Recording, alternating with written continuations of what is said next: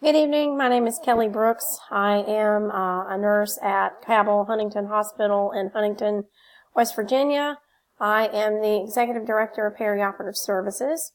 I've been at Cabell for a year and a half. I've been in nursing for 20. All of that time has been as either a surgical technologist, a circulating nurse, or a leader in perioperative services. I am married. My husband and I, Paul, have 2 English Bulldogs, Fergie and Bentley. We've been unsuccessful with the human variety, so we have furry children. We are going on vacation in September, so we're excited about going visit family and going to the beach.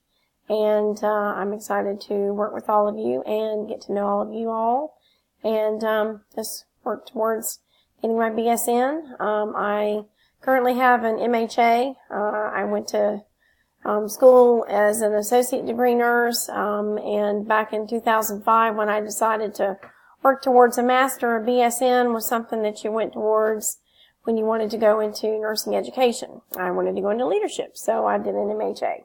Now it's kind of a necessity to have at least a BSN to go with that MHA, so that is why I'm going back to school and completing my BSN.